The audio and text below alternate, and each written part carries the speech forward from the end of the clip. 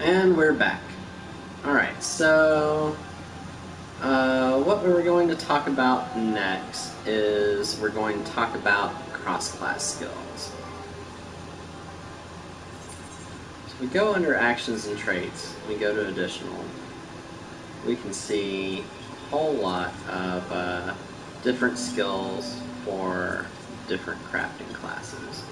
This is why it is important to get at least all of your crafts to, well, to get all of your crafts to at least level 50.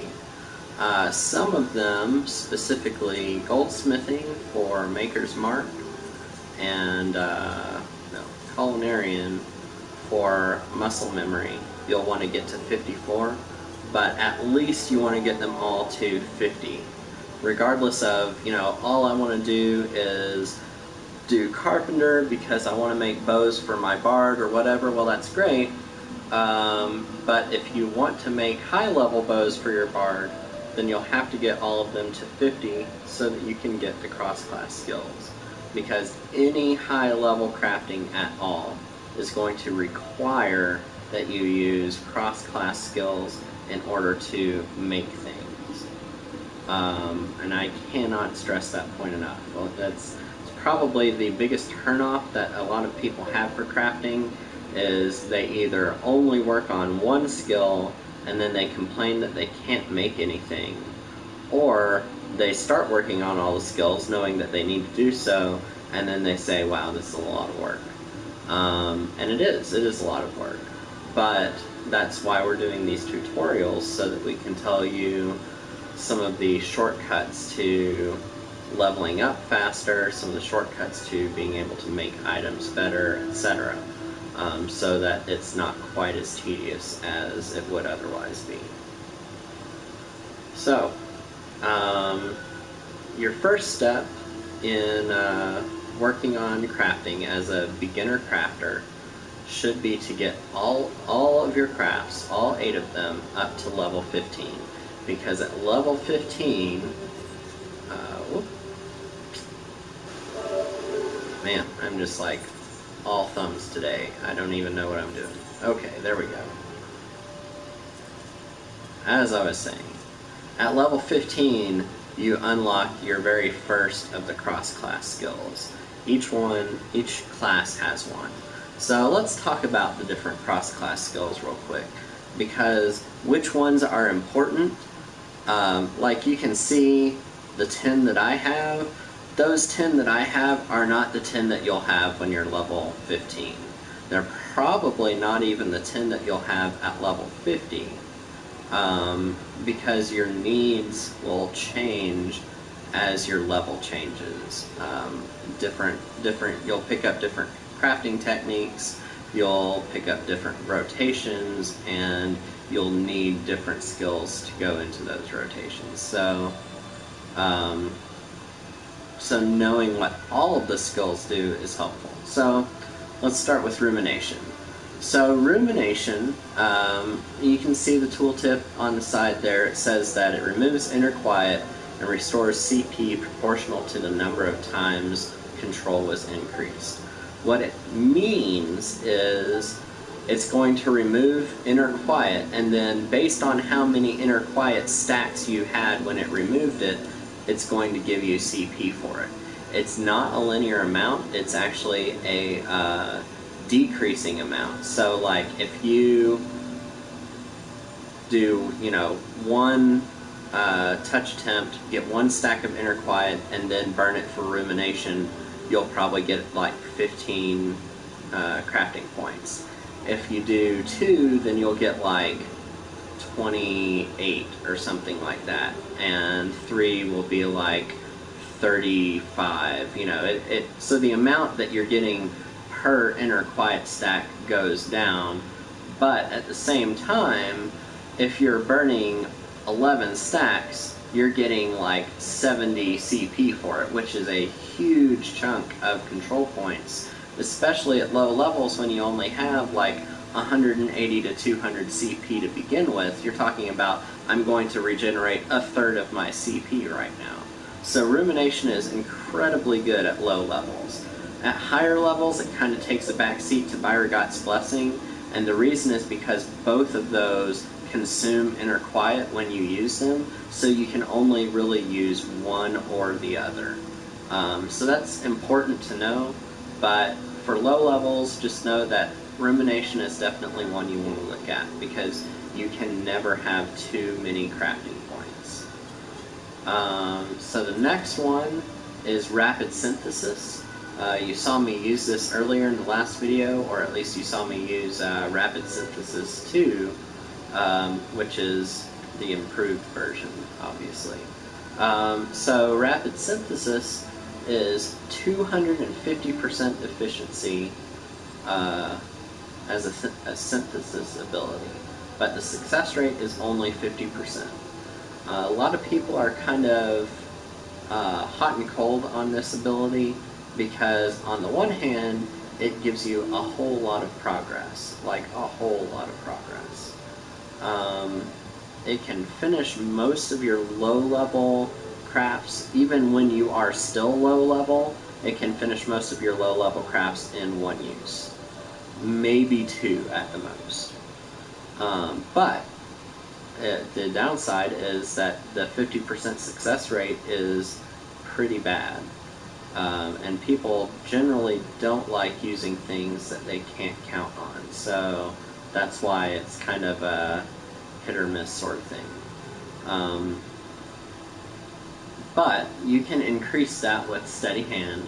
So Steady Hand will increase it to 70%, Steady Hand 2, which you'll get later on, will increase it to 80%. And 80% is not bad. Like, it's not something that you want to throw in a macro because you don't know for sure that it's going to succeed, but it's something you can work in a rotation as long as you can build in a bit of padding for just in case it fails. So it's good to remember.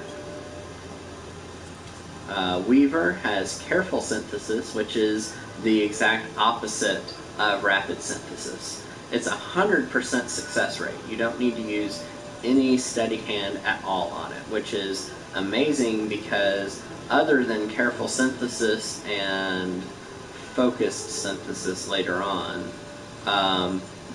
those are the only two in the game, the whole game, that have 100% success rate. So you need Steady Hand to do any of the other synthesis actions if you want to be 100% sure that it's going to work.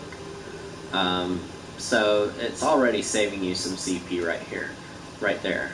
The other important thing to note about it is that it is 0 cost.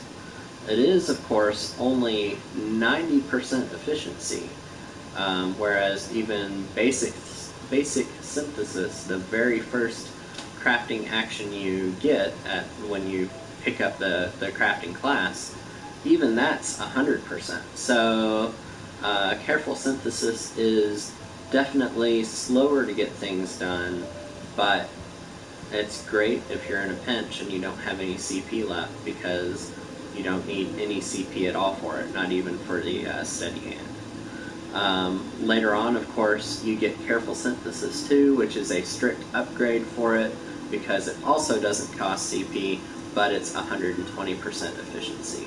So pretty much once you get to level 50 Weaver, you'll never use Careful Synthesis 1 again, because there's no reason to, since you've got Careful Synthesis 2 that's the same thing but better. There's no instance where Careful Synthesis 1 is the better choice. With Leatherworker, you get Waste Knot, and that is it's a durability reducer, but I put it in the same category as actions like Mastersman that replenish durability. And it's important to think of these in terms of the amount of CP you spend for the amount of durability you get, because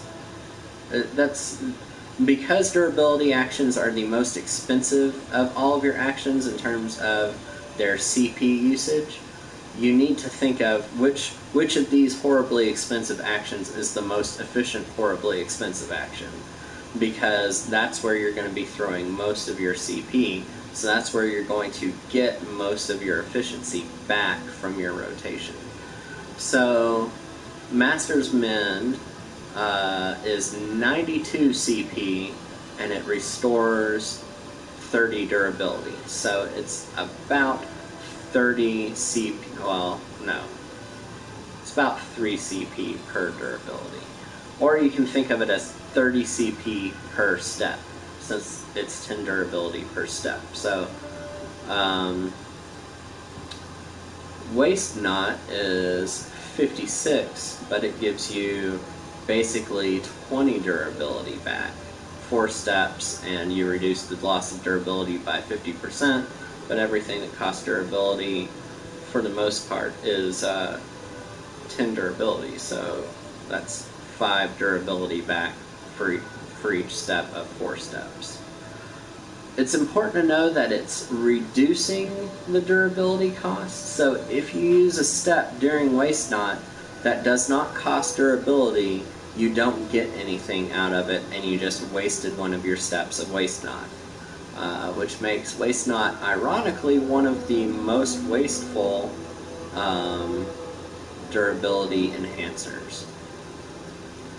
That said, sometimes you don't have enough durability missing to make something like Master's Mend or Master's Mend 2 work, because they just restore a flat amount of durability. Like, for instance, when I was crafting those molybdenum ingots in the last video, you saw that I was going all the way down from 40 durability to 10 durability before I would use my Master's Mend, and that's because it didn't matter how much durability I had used, it was going to cost me that 92 CP every time, whether I got all 30 durability back from it or not. So Waste Not is better in those types of instances because you can use it before you're using the durability, and that way, if you're still full on durability, you can use that up front and then plan around it for your next 4 steps. You just want to be really careful not to accidentally use non-durability things during Waste Not, because then you're wasting a lot of the efficiency that Waste Not gets. At 56 cost for 20 durability, one second, my computer decided it should definitely update in the middle of a stream because that's super smart. Okay, so at 56 cost for 20 durability, you're looking at 28 CP for every 10 durability that it restores. So it's 0.2, so 20% more efficient than Master's Mend. I think that's how that math works out. I'm trying to do this in my head, but it's late. So anyway, it is slightly more efficient than Master's Mend. We'll put it that way. And then also, in the same category over in Goldsmith, you get Manipulation. Manipulation is my go-to one because Manipulation gives you back 10 durability after each step. So it doesn't matter whether the step uses durability or not, it's going to give you 10 durability back if there's 10 durability to go. But it is also very important to note that it only gives you that durability back after the step is complete. So if you're on 10 durability remaining and you use Manipulation and you use an action, you're going to break your item because it's going to use your last 10 durability and break the item before it can refund the 10 durability. Very, very important to note. But Manipulation is one of the freer actions in terms of what you do during Manipulation, because you're getting your durability back no matter what action you're using at the time.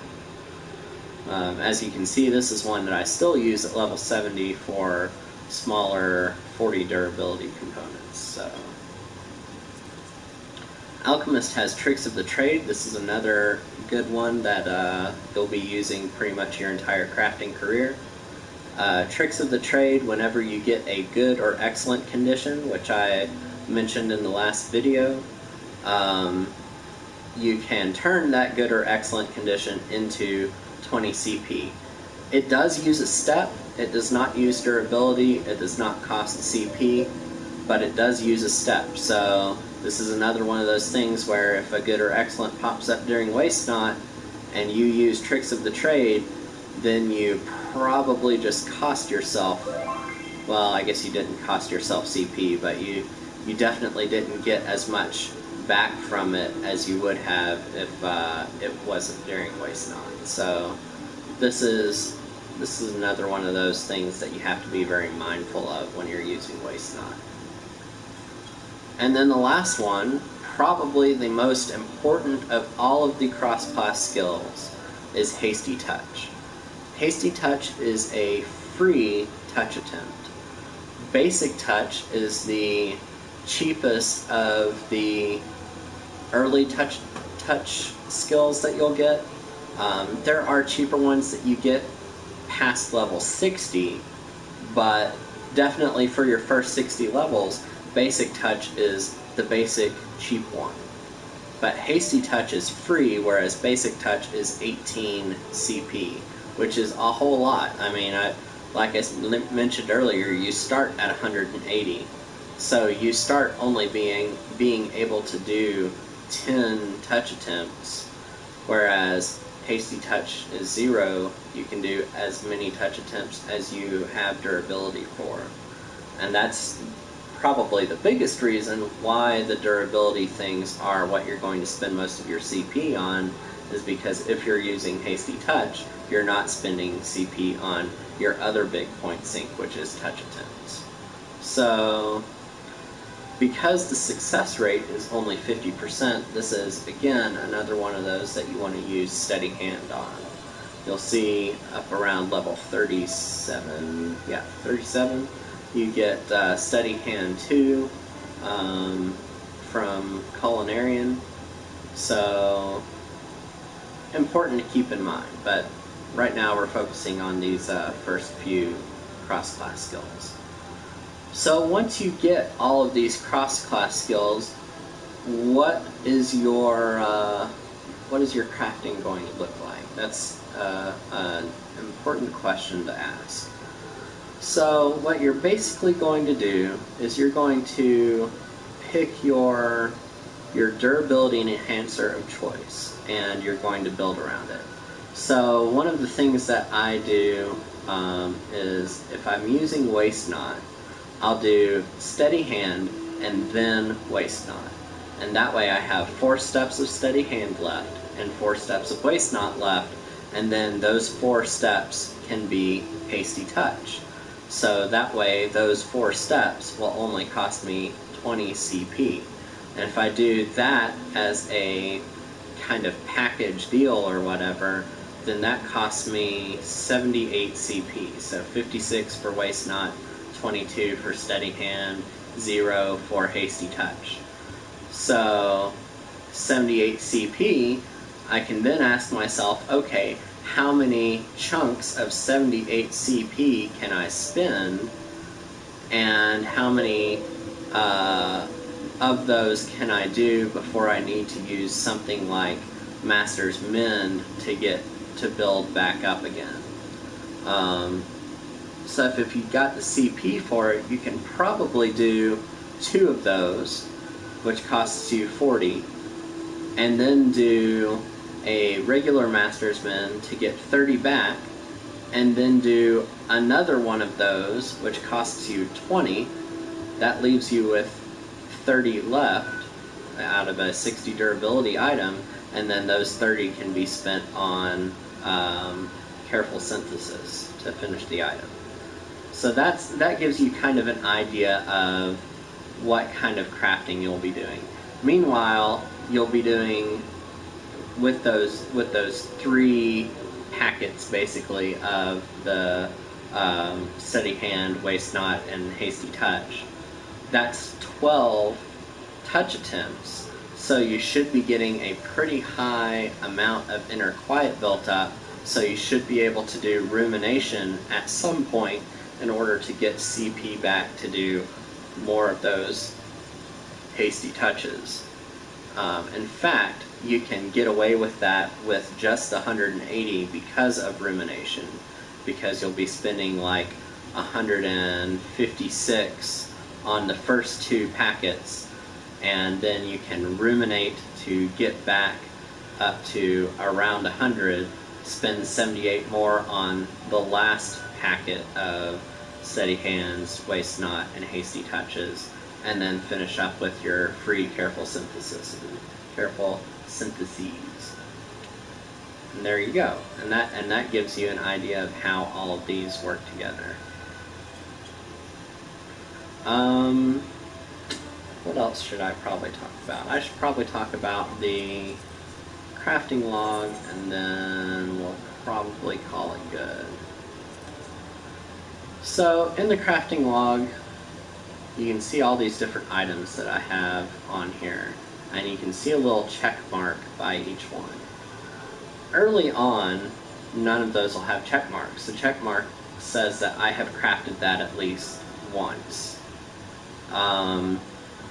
The first time you craft any item, you get basically between 50% and 100% additional experience for unlocking it in your crafting log. Like, it'll appear in here, you'll see it just fine, but until you craft it, it's not unlocked, quote, in your crafting log. So you have so what you want to do when you're leveling up early on is you want to step through your crafting log, and you want to craft each item at least once.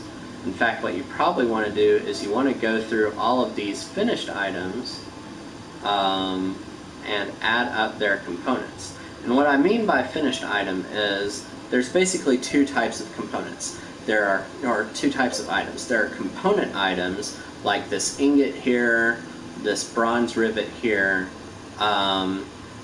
They are items, but they are items that are used as components for other items. So that's why I call them components. And they tend to be lower durability than the finished items, which are the actual equipable things, or the furniture, or the things that you would actually use in the game for something other than crafting. So, like you can see here, this bronze hatchet has 60 durability, whereas the bronze ingot that is used to make the bronze hatchet is only 40 durability. So that's the difference between the two. Because of the durability difference, they also have 2 very different crafting approaches to them, because you have to do a lot more refreshing of durability with the components because of the lower durability that they have, and also because you can't use some of the more efficient durability enhancers because they don't have enough durability starting out with for that to matter. So that's the difference between components and finished items. So what you want to do is you want to go through all of the finished items and add up how many of each item you're going to need. So like how many ingots, how many rivets, etc. And if you're leveling all of your crafts together, you might even go the additional mile and say, well, how many maple lumbers do I have? How many hempen cloth and fish oil do I need? Because those are all craftable components too. So then if you write all of that down and get a list of how many you need, then you can go through and craft all of your components first, and then start going down the crafting logs of each of your classes and finish those up. because that's basically giving you double experience for all of these finished items that you're crafting, on top of the piles of experience for crafting your components. And then that in turn is going to get you up to level 15 relatively quickly. If you do it this way, you can get from level 1 to level 15 in about 2 hours. Maybe even a little bit less, depending on, I don't know, depending on how prepared you are, I guess, in terms of building your list for materials and stuff like that. So if you don't have to stop after every one to buy new materials or whatever, then that cuts a lot of the time out of it. And of course, if you're doing this all at the same time, you can probably get all 8 crafts up to 15 in right around 4 hours, which sounds like a lot, but I mean, it's 2 hours to get 1 to 15, or 4 hours to get 8 of them to 15. So, I mean, that's pretty fair, right? 8 classes to 15 in 4 hours is actually really good. And then there are some other leveling things that you can look for. Let's see if I can dig some of these out, actually. So there are items that will give you experience bonuses. Nope, I don't want to store, I want to remove.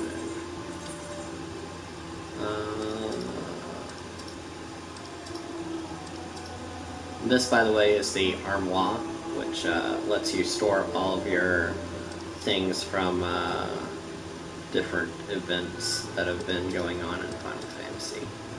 There we go. Okay, so like the Moogle Cap comes with the Collector's Edition, and it increases experience by 20% when you're level 10 or below. There's also a Circlet of Friendship, which is not in here. But the Circlet of Friendship is kind of the same deal, 20% experience, but it's when you're level 20, it's either 20 or 25 or below, and you get it from the Recruit a Friend campaign, either by being recruited or by recruiting your friends. So that's a good way to get some experience. There's also the Alum Eagan earring, which was part of the Stormblood pre-order bonuses, and that gives you 30% extra experience if you are level 50 or below. So that's definitely something that you want to wear. Actually, can you? That's a good question.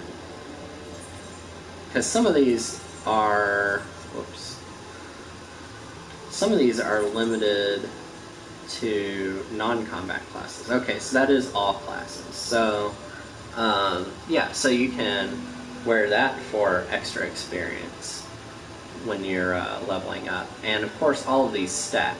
There's also a gown that you can get off of the Mog Station that gives you 30% experience. And I think that one is 25 or 30 for the level cap for that one. It also looks really nice, I think, at least. And then I think that's it. You do get a ring that gives you an experience bonus through the novice. Man, I can't remember what Hall of the Novice, I think. But that's specific to combat classes, so you can't equip it as a crafter, unfortunately. So yeah, that's some extra experience bonuses you can get. Food gives you 3%. If you're in a free company, they might be willing to run an action that will called Helping Hand, that gives you either 5, 10, or 15% experience, depending on which level of it they're running. And then you can also get rested experience, of course. Like my experience bar is all blue, that means that's all rested experience. So that's another 50% added on there. Additionally, when you are crafting, you get bonus experience by adding quality. So you don't want to just, grind through as many items as you can make as possible, or as fast as possible, by just using the synthesis actions. If you even do one successful touch attempt, that alone is worth like 50% extra experience.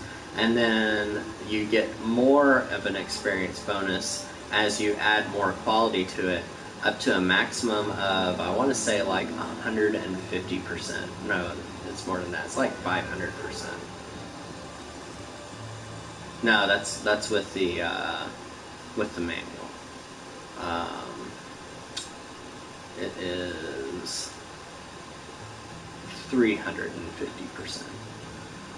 Yeah, so 350% extra experience for getting 100% quality added to the item.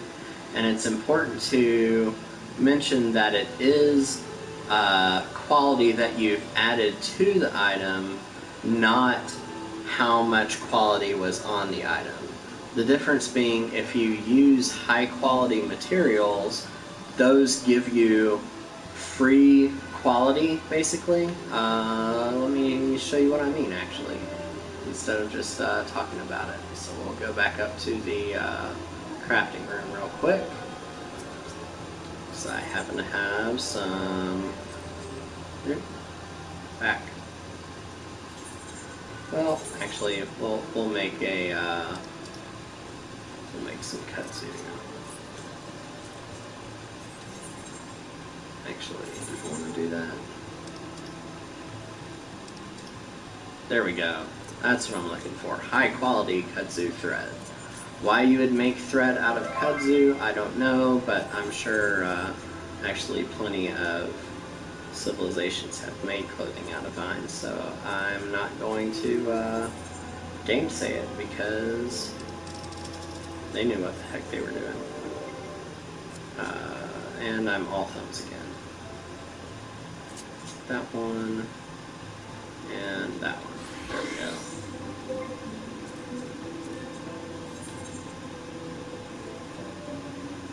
Alright, so we're going to make some kudzu cloth.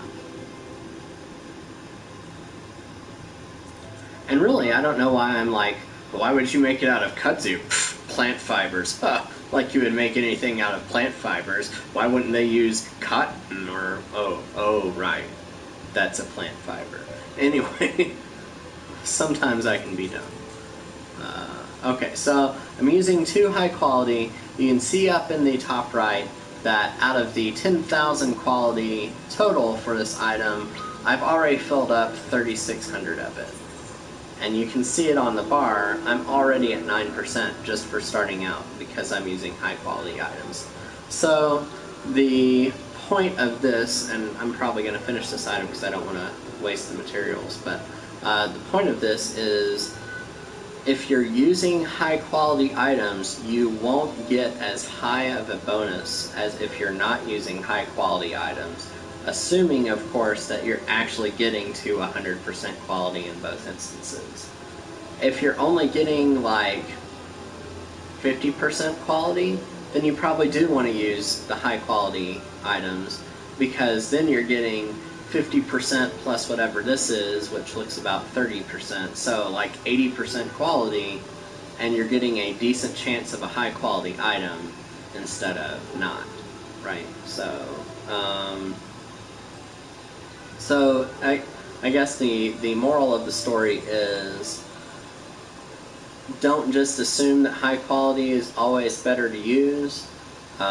Because depending on what you're trying to do, if you're trying to grind experience, it might not be better. Especially if you're able to get to fairly high quality on your own, you actually don't want to use any high quality items, because you're reducing the amount of experience that you're going to get. And I think that will conclude our basic crafting tutorial.